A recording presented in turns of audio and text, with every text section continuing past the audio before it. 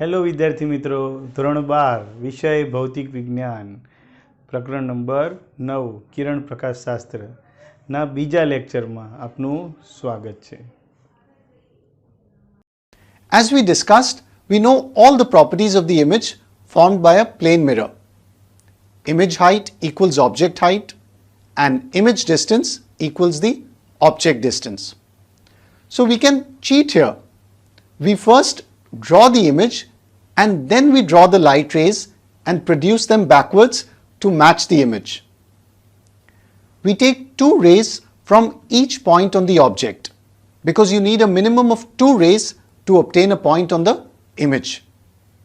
So for a plane mirror, the image is drawn first and then the light rays. But we can't do this for a concave or a convex mirror because we are not sure of the properties of the image.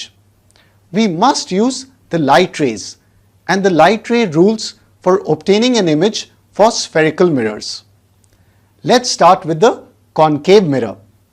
The concave mirror is a converging mirror. For image formation, we need to draw the concave mirror accurately. Let me show you a simple trick for that. Draw a line representing the principal axis. Using a ruler, mark 3 points where C is at 0 centimeter, F is at 3 centimeter and P is at 6 centimeter. You can take any convenient distance. F should be exactly in the middle such that CF equal to FP. C is the center of curvature, F is the focus and P is the pole of the mirror. Now use your compass to draw an arc for the concave mirror. The compass point should be placed at C, the center of curvature, and the radius of the arc will be CP, which is equal to 6 centimeters in this case. Mark the back side of the mirror with these dashes. Now let's talk about the rules for image formation of a concave mirror. Light is a very visual topic, so I suggest you to keep pausing the video and drawing the ray diagrams for these rules in your notebook. Then you'll get a better feel of what is going on. There are 4 rules for a concave mirror, so let's take a look at them. Rule 1. A ray of light which is parallel to the principal axis after reflection passes through the focus. Rule 2. A ray of light passing through the center of curvature is reflected back along the same path. Do you know why? That's right. The ray of light falls normally, perpendicular to the mirror. That's why it's reflected back along the same path. Rule 3. A ray of light passing through the focus after reflection becomes parallel to the principal axis. Can you see that rule 3 is exactly opposite of rule 1? It's due to reversibility of light. Rule 4. A ray of light which is incident at the pole of a concave mirror is reflected back, making the same angle with the principal axis. It looks like a plane mirror type of diagram since the principal axis is like the normal here and the angle of incidence is equal to the angle of reflection. Let's place the 4 rules that we have learned for concave mirrors on our concept board.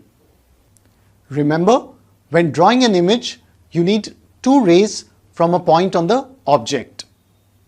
So for concave mirrors, you need to select 2 rules that are convenient for the diagram.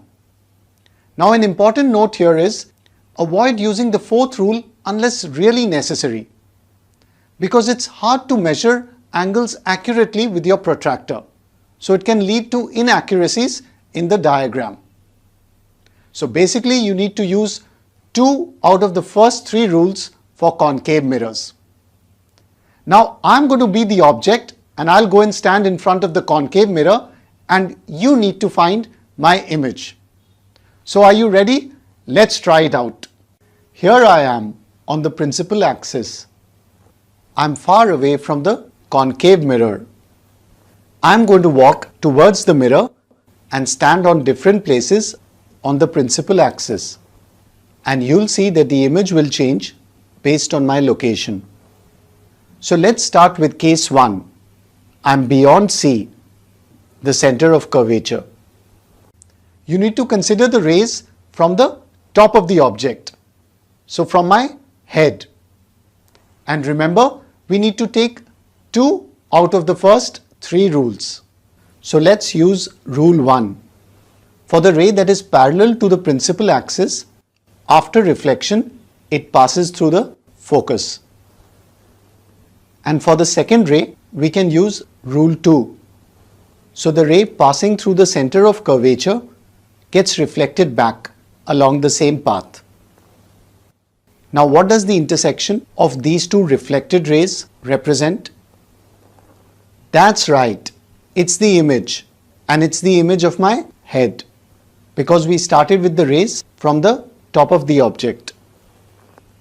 Now where is the feet in my image? You don't need to draw the rays for that. The feet lie on the principal axis. So we can simply extend the image to the principal axis and find the bottom of the image. So as you can see here, using the ray diagram, we have found the position of my image. What are the properties of the image? There are 3 points here. Is the image real and inverted, or is it virtual and upright? Is the image magnified, diminished, or is it the same size as the object? And what is the position of the image? So let's see what are the properties of the image for case 1. As you can see here, the image is real and inverted.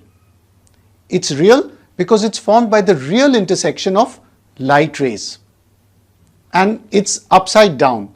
So it's an inverted image.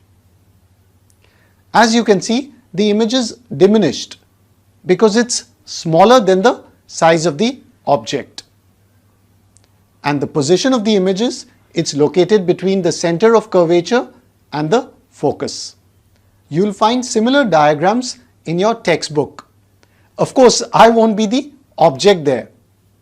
Usually we use an up arrow to represent the object, and it's marked as AB.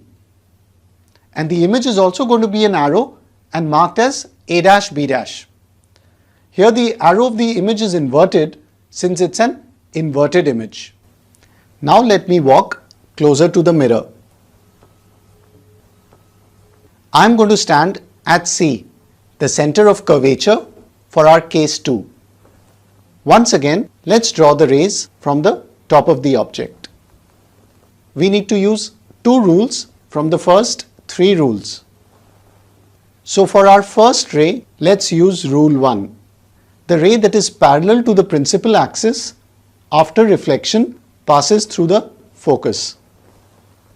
Now I can't use rule 2 since I am standing on the center of curvature. So let's go ahead and use rule 3. The ray that is passing through the focus after reflection is parallel to the principal axis. So this is our second ray here. Where is my image? As you can see here, it's exactly below me. What is the nature or properties of the image? It's real and it's inverted.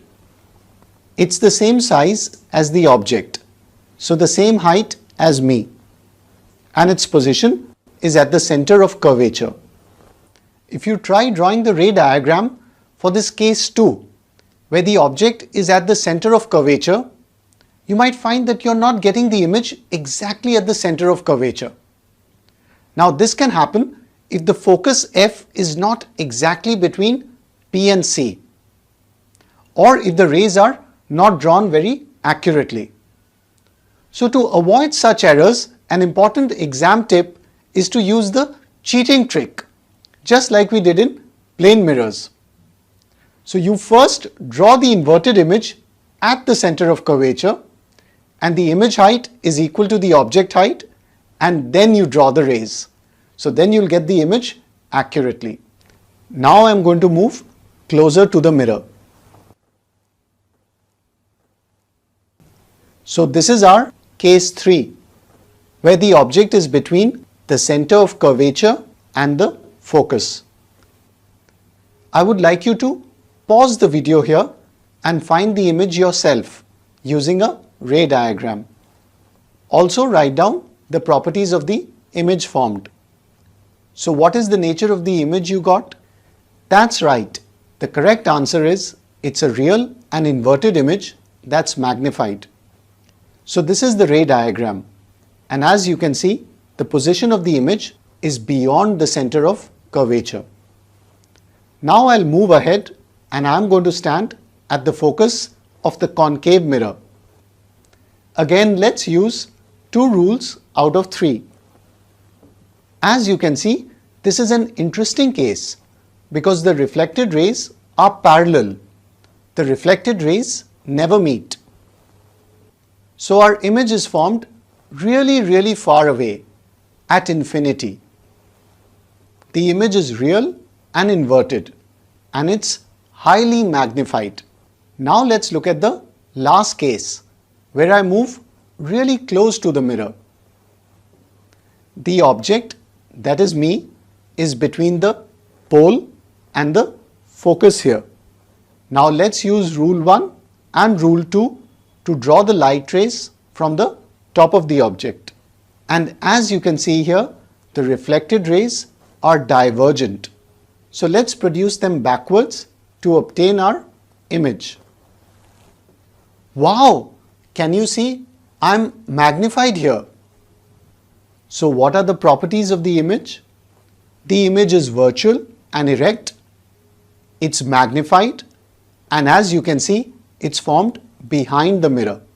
Do you know how the concave mirror is used in this case? That's right, it's used as a shaving mirror. Since you appear magnified, it's much easier to shave. Now that we are done with the topic of concave mirrors, let's take a look at the other type of spherical mirrors, the convex mirrors. The convex mirror is a diverging mirror. For image formation, we need to draw the convex mirror accurately. Similar to the concave mirror, draw a line representing the principal axis. Using a ruler, mark 3 points where P is at 0 cm, F is at 3 cm and C is at 6 cm. You can take any convenient distance as long as F is exactly in the middle between P and C. So the distance CF is equal to FP. P is the pole of the mirror, F is the focus, and C is the center of curvature of the mirror here. Note that in a convex mirror, the F and C are on the opposite side compared to a concave mirror. Now use your compass to draw an arc for the convex mirror. The compass point should be placed at C, the center of curvature. The radius of the arc will be Cp equal to 6 centimeters in this case. Mark the backside of the mirror with these dashed lines. Now let's talk about the rules for image formation of a convex mirror. Just like concave mirrors, there are 4 rules for a convex mirror. Rule 1. A ray of light which is parallel to the principal axis, after reflection, it appears to be coming from the focus. Can you see that the real rays are shown in solid lines and those behind the mirror are shown with a dashed line? Rule 2. A ray of light going towards the center of curvature of a convex mirror is reflected back along the same path. Rule 3. A ray of light going towards the focus after reflection becomes parallel to the principal axis. Can you see that rule 3 is exactly opposite of rule 1? It's due to reversibility of light. Rule 4. A ray of light which is incident at the pole of a convex mirror is reflected back, making the same angle with the principal axis. Here the angle of incidence is equal to the angle of reflection. Let's place the 4 rules that we have learned for convex mirrors on our concept board. Similar to concave mirrors, avoid using the 4th rule unless really necessary, because measuring angles accurately with your protractor is hard and it can lead to inaccuracies in your diagram. So basically you need to select 2 out of the first 3 rules for convex mirrors. Once again, I'm going to be the object and I'll go and stand in front of the convex mirror and you need to find my image. So are you ready? Let's go ahead and try it out. Here I am on the principal axis at a certain distance from the convex mirror. Again, we need to take the light rays from the top of the object. So my head. Remember, we need to use 2 rules from the first 3 rules. So for the first ray, let's use rule 1.